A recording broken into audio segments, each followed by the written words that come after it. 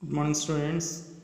In previous video we discussed about introduction of 15th group elements. Next topic, oxides.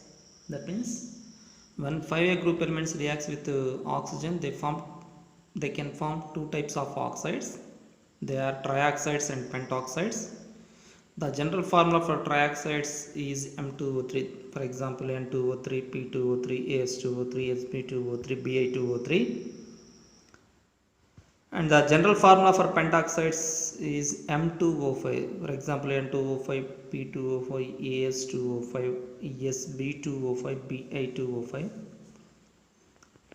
Here, these three oxides, that means P2O3, AS2O3, Sb2O3, P2O5, AS2O5, Sb2O5, they can form dimers. Dimers means this molecule can react with the same type of this molecule, then they form P4O6, like that these two also. So dimer means that contains two parts, two same parts. Similarly, among pentoxides, phosphorus oxide, arsenic oxide, antimony oxide can also form dimers. There are some more points regarding trioxides. Among trioxides, N2O3 and P2O3 are acidic oxides. AS2O3 and Sb2O3 are amphoteric, but Ba2O3 is basic oxide. These two are acidic in nature, these two are amphoteric in nature, this is basic in nature. Why these two are acidic in nature? When it reacts with water, it forms acid. Why it is amphoteric in nature? It can react with both acid and base. Why it is basic in nature? When it reacts with water, it forms base. Next, among trioxides, N2O3 is more acidic because acidic nature decreases from top to bottom. Similarly, thermal stability also decreases from top to bottom, because if the size of the atom increases, automatically stability decreases. That is why more stable is N2O3 and less stable is Ba2O3. Similarly, more acidic is N2O3 and less acidic is Bi2O3, because acidic nature decreases from top to bottom.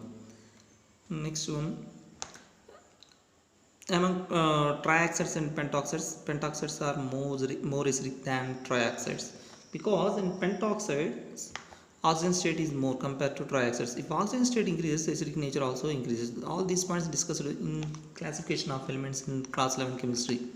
Next, all pentoxides, here this is somehow important point.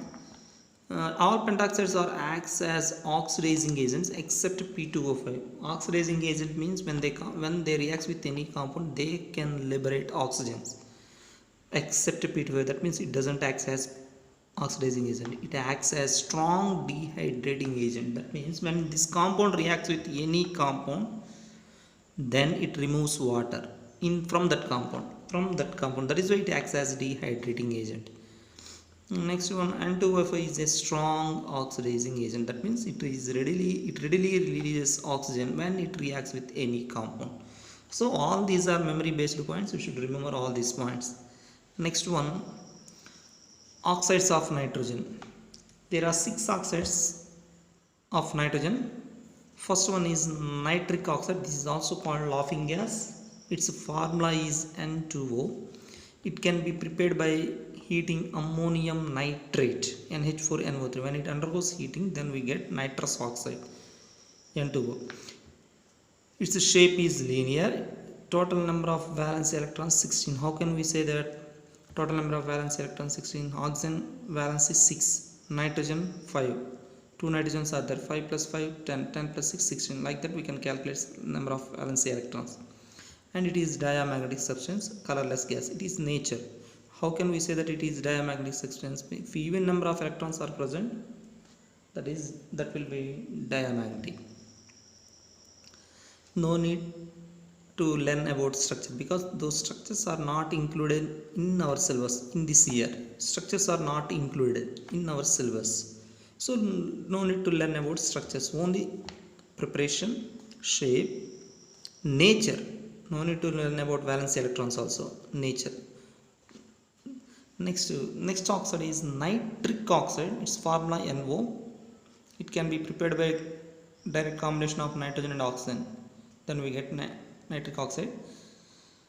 Or when copper reacts with dilute HNO3, then also we get nitric oxide along with copper nitrate and water. These equations are very important. You should practice these equations, then only you can remember. You can write the equations in exams, otherwise you cannot write the exams. So practice the equations very well. Next one more point is there regarding this one. This is important point. It is odd electron molecule. Why it is called odd electron molecule? Because in this case total number of valence electrons is 11 in this molecule. Total number of valence electrons. Here valence electrons 5 plus 6 total 11. If number of valence electrons is odd, then it will be odd electron molecule. I repeat once again, if number of valence electrons is equal to odd number, then that molecule is said to be odd electron molecule. No need to learn about this structure. Here this is paramagnetic because odd number of electrons are there. It is also colorless gas like nitric oxide. Next one, nitrogen sesquioxide. Nitrogen sesqui. This is also called dinitrogen trioxide. It is formula N2O3. It can be prepared by NO2 plus NO. Then we can get N2O3. Its shape is planar. Here total number of valence. I told you already how to calculate total number of electrons. Its nature is a diamagnetic and it is a blue color solid. Next one, nitrogen dioxide. Its formula NO2. It can be prepared by heating lead nitrate. Then we get lead oxide along with NO2 and O2. It also can be prepared by copper when reacts with concentrated HNO3. Then we get copper nitrate and NO2 and H2O. Its shape is planar shape and it is a red. These points are important. Reddish brown color gas. This is blue color solid. Those two are colorless gases. This is brown color gas. These points are important. These equations are important in this topic. Next one, dinitrogen tetroxide. This formula is N2O4. It can be prepared by combination of two NO2 molecules. That means when nitrogen dioxide undergo dimerization, then we get dinitrogen tetroxide. Its shape is also planar. It is a colorless solid. Here one important point is there, that one more question is there. Why NO2 undergo dimerization? I told you already, NO2 contains odd number of valency electrons. Because of presence of odd number of valency electrons, it is unstable. Because of presence of odd number of electrons, it is unstable. So that two NO2 molecules can undergo dimerization. Then N2O4 molecule will be formed. I repeat the answer once again. NO2 contains odd number of electrons. Because of presence of odd number of electrons, it is unstable. So that two NO2 molecules undergo dimerization. Then finally N2O4 will be formed. Next question. Next oxide, dinitrogen pentoxide. Its formula N2O5. It can be prepared by P4O. When P4O10 reacts with HNO3, then we get N2O5 plus HPO3. Its shape is also planar. This is also diamagnetic substance, colorless solid. So all these are about oxides of nitrogen. In this one, you have to know how they are prepared. That means you have to learn equations and it's their nature. That's all. Next topic, halides. That means when 5A group elements reacts with halogens, they form two types of halides, just like oxides. When 5A group elements reacts with halogens, they can form two types of halides. They are trihalides and pentahalides. Trihalides general formula MX3, pentahalides general formula MX5. That means, for example, MX3, for example, NCl3, PCl3, ASCl3, like that. In case of pentahalides, PCl5, SbCl5, ASCl5, like that. That means here NCl5 will not be there because nitrogen cannot form pentahalides due to absence of vacant d orbitals. I repeat once again, this is very important question. Why nitrogen cannot form pentahalides? So answer for that is due to the absence of vacant d orbitals, nitrogen does not form pentahalides. Here two important points are there regarding halides. MX3, this is the general formula. It's a shape, that means all the shape of trihalides is pyramidal. Its hybridization sp3, its bond angle 107 degrees. I told you the formula how to find hybridization. By using this formula you can find hybridization of any molecule when it contains one central atom. So from this formula you can find a hybridization shape of trihalides and pentahalides. So all trihalides having pyramidal shape and a sp3 hybridization. All pentahalides having trigonal bipyramidal shape and hybridization is sp3d. Because general formula is same, automatically hybridization and shapes also will be same. So this is all about trihalides and pentahalides, nothing but halides concept. Nitrogen, that means we have to discuss about nitrogen preparation, chemical properties, uses. So nitrogen is a gas at room temperature. We know that it occupies 78% by volume. That is, we know that point also. The mole fraction of nitrogen is 0.78. It is also called dinitrogen. We know all these points. Next, preparation. When ammonium chloride reacts with sodium nitrate, then we get nitrogen along with NaCl and H2O. When ammonium dichromate undergoes heating, then we get nitrogen plus chromium trioxide plus water.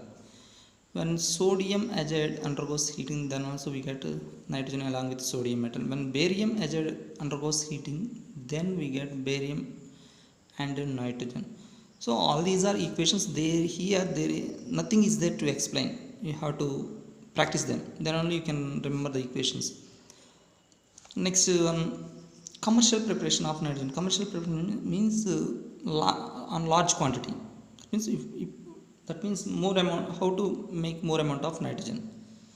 Commercial nitrogen is prepared by liquefaction of air liquid, and that means nitrogen and oxygen separated by fractional distillation. That means when we apply fractional distillation process for a liquefaction of air containing nitrogen and oxygen, then we get more amount of nitrogen. Then next to chemical properties. When nitrogen reacts with oxygen, then we get nitric oxide, NO. When nitrogen reacts with hydrogen, then we get ammonia molecule. When nitrogen reacts with metal, then it forms nitrates. For example, when nitrogen reacts with lithium, then it forms lithium nitrate. Similarly, when nitrogen reacts with magnesium, then it forms magnesium nitrate. Next one, when nitrogen reacts with the non-metals, for example boron and silicon, then forms boron nitrate and silicon nitrate. These are the respective equations regarding them. Next, uses. When nitrogen is used to prepare laboratory reagents like NH3 and HNO3. That means to prepare an ammonia and HNO3 we use nitrogen. Next, liquid nitrogen is used in cryogenic studies. Cryogenic studies means some reactions takes place at low temperatures. That is called cryogenic studies. So to provide low temperatures we use liquid nitrogen. It is used to produce inert atmosphere for the extraction of metals like iron and steel. That means for extracting iron, metal and steels we provide nitrogen gas to produce inert atmosphere. So this is all about nitrogen preparation and properties. Here also you should remember these chemical properties regarding nitrogen.